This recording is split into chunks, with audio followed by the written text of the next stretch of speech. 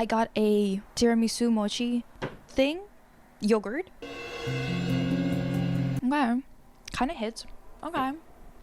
First order of business, if you want to see more reactions to nostalgic animations, shows, etc., there are some reactions that are going to be on the channel, but there's also extra reactions and extra videos on Patreon available. In any case, I'm here to talk about Monster High, and I don't know if you've heard, you probably have, because I took a few days to actually, make anything about this. I think the news came out 4 or 5 days ago. There is a Monster High movie that is in the works. And you might say, Lisa, we know 2 films already came out. What are you talking about? You talked about it yourself. Yeah, I did. But I'm talking about a big scale. I believe it's actually going to be in theaters, a big budget movie. Mattel is giving Monster High the Barbie treatment. By which they mean that it's going to be big budget. There's going to be a lot of people behind it who have worked on, big budget movies. One of those people is Akiva, I don't know, Goldsman. I looked at his previous movies just to get kind of like a feel of what he usually works on. And the thing is,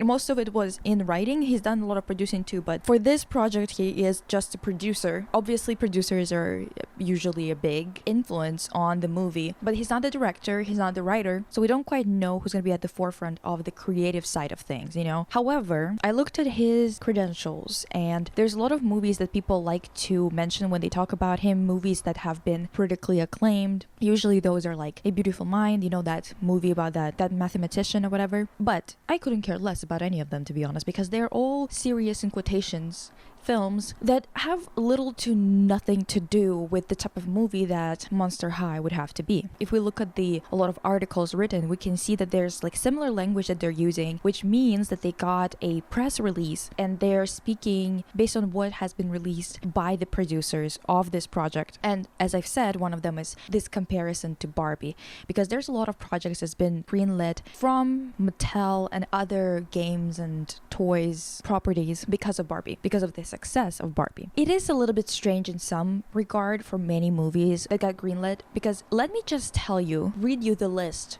of some other movies that got greenlit. Mattel's other in-house IP getting the film treatment include American Girl, Barney, Hot Wheels. I don't even know what that is, to be honest. Bob the Builder. Bob the Builder. Who is that for? Who is this for? But wait for it. Magic 8 Ball. What are you gonna do with that? Like, unless it's like a horror movie, which you're not going to do because it's a toy property, I would assume they're not gonna do that. What is happening? What are we doing with a movie about a magic 8 ball? Major Matt Mason. Do not know who the fuck that is. That's some American bullshit from like way back in the day, which I obviously do not know about. Masters of the Universe, Matchbox, Polly Pocket, okay, Rock'em Sock'em Robots. Listen, Uno.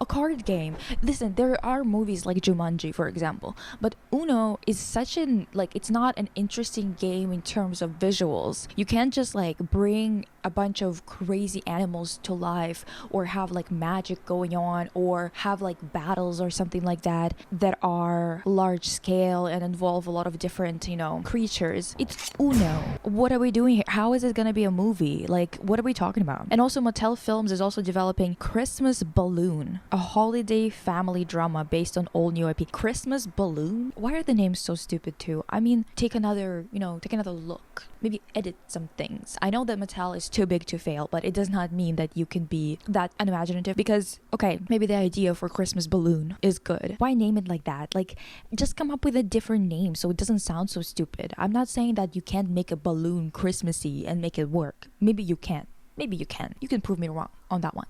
But come on now. Do we have to make it sound like that? The only credential that Goldsman has that I am very interested in is the fact that he is the one who worked on Batman and Robin. Okay, I should probably make a whole video about that movie in particular. It deserves it, honestly, because it was so crazy. I barely remember it, but I remember that it was like so heightened and so like campy, and I definitely should give it another look, because the thing is, it's just a bunch of miserable fuckers watched it and they were like not happy with how campy it was. But come on now.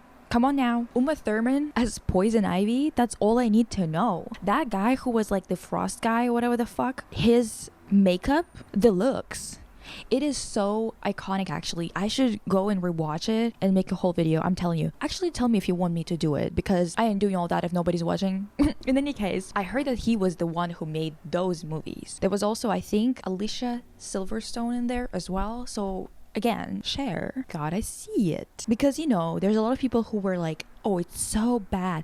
But you know what? The costuming, the vibes already makes it like at least a 5 out of 10. It's just people who don't understand camp, who's not going to see the genius of it all. The reason why I think that this is the most important credential on his whole CV, okay, is because Monster High, in my opinion, if it's to be made in the live action, needs to be campy. Okay, that's kind of the same thing as we talked about with Barbie. Like, it needs to be campy, and I would argue that honestly Barbie not campy enough, to be honest. I have talked about the fact that Barbie could have been better, unlike many people who were like, oh my god, Ken should have been in love with her and she should have been in love with Ken, and like being like all obsessed with like the old ideas of what Barbie is supposed to be or whatever the fuck. I don't care about any of that, actually. My problems with it was that the movie did not have enough jokes. It wasn't funny enough. There were a couple of moments that were like, okay, like I might let some air out of my nose, like that's the type of laugh that it got out of me. But I was expecting when I went into that theater that I was gonna laugh my ass off, okay? Because the thing is, the little teasers that I saw were funny enough for me to kind of assume that there's gonna be more to it, that it's going to be, yes, earnest at moments, and yes, there was gonna be that moment of what is I made for? Yeah, I knew that it was coming. But I was thinking that it was gonna be at least sandwiched with comedy. I was hoping that I Am Kanaf wasn't gonna be the only thing that was gonna be even remotely funny about the whole thing. You know what I mean? The set design was so iconic. The way that Greta was talking about everything, I was kind of really having, like, I had my hopes up, and it was just not funny enough. Unlike many other people, I honestly did not expect them to actually be in any shape or form progressive. And it's funny that many people thought that the Barbie movie was too progressive or too leftist. It wasn't even on the left of the political spectrum at all. It was like this performative type of representation. It was all based in white feminism. This is like Taylor Swift light movie. It wasn't hitting any of the points of what social commentary should be doing. I kind of always knew that it was not going to address anything meaningful. It was gonna be on, you know, it's gonna be surface level, because this is a production of major production companies that at the very most would maybe make a couple of jokes about gender inequality or something along those lines, but they were not gonna be commenting on anything. It wasn't gonna be art.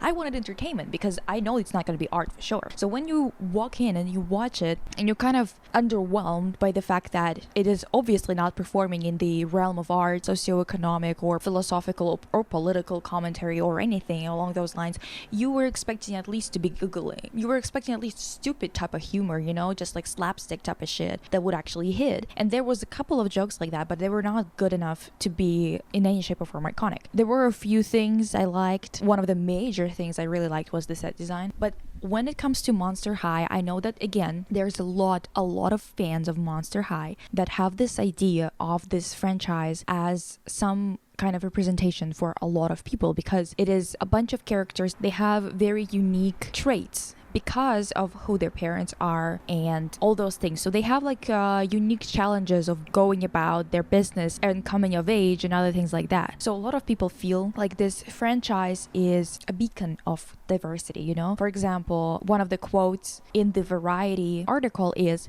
Monster High helps fans discover the great beauty in being true to yourself and celebrate the unique sensibilities at the core of who we are as individuals. Mattel Films president Robbie Brenner said, "We're proud to partner with Universal Pictures and the brilliant Akiva Goldsman to usher this important message to audiences worldwide." Now, right away, I'm gonna tell you, do not expect there to be any true commentary there. Expect some cringe moments of like, this is who I am, yada yada yada, but not actually saying anything, you know what I mean? Like, it will be kind of like surface level, and what we should be hoping for, and what I hope they understand, is that what they should do is really lean into the core of what made this fun for people when they were kids, when they were growing up. Really lean into all the puns, make the movie really funny, create a lot of iconic moments that can be quoted, like make it quotable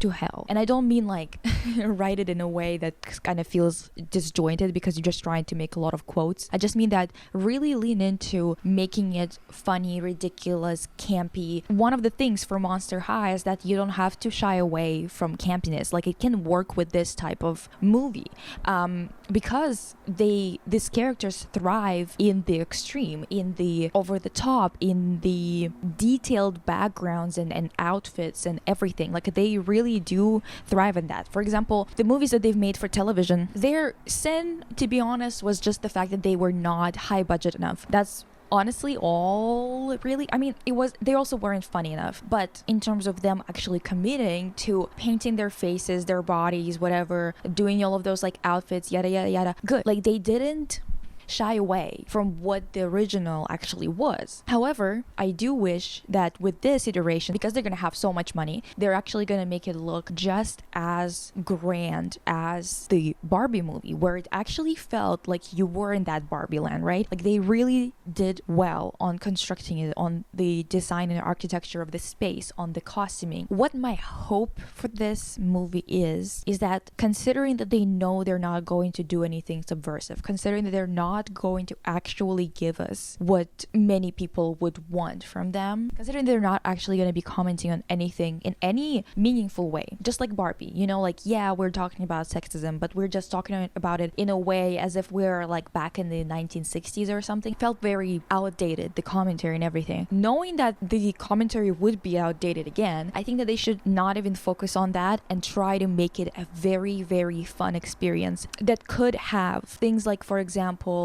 iconic type of music. And I don't mean that they need to make a musical. I don't mean that at all, please. What I mean by that is that they should have artists make really iconic 2000s type of music. The soundtrack should slap, that should have some parties and whatever in the movie. It should inspire people to dress up. Basically, they should prioritize fun for this movie. Make it really funny. Make it iconic. Put in all the work into making it something that people actually can watch and enjoy without it being realistic, without it being put down by all of those ideas of lame ass people who don't want nothing fun. You know what I mean? When it comes to styling, I know people keep on asking me about styling and whatever. You guys have made like 30 videos on styling. I can't do no more. It's boring now for me to be doing. I have said my piece on many franchises that I gave a fuck about talking, and one of them was Monster High. There's quite a few videos. Obviously, there's like some things that I would have changed now, but overall, there's so many videos.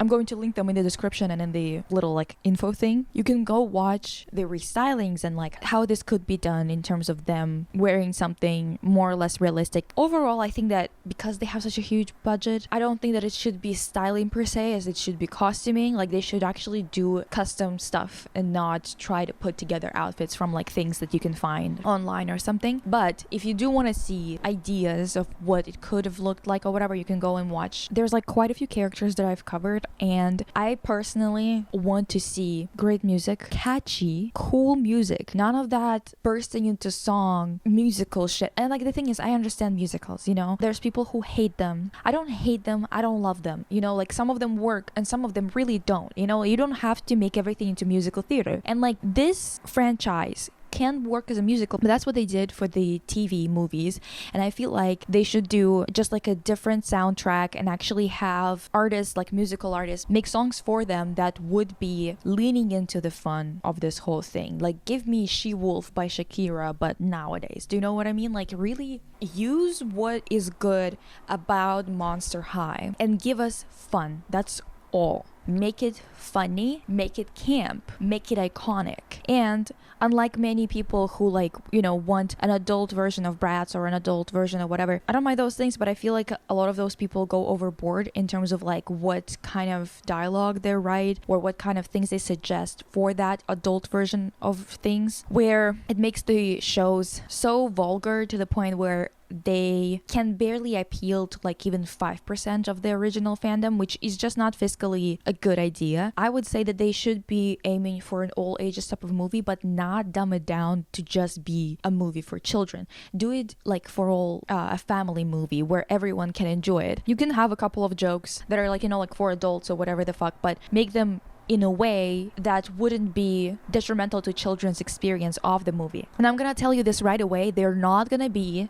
doing a non-family friendly movie right away. I'm telling you this, because if they would have been doing that, they would have honestly tried to do a small budget movie again that would have been even maybe named differently, just so they can't have kids kind of confused which movie is for them and which one isn't. So I'm pretty sure they're going to be going for a family friendly thing, which I think is a good idea, as long as they're not doing something that is literally like Peppa Pig, you know? Go for something that could be enjoyed by the entire family. Everyone could laugh, everyone could like enjoy a little, you know, something.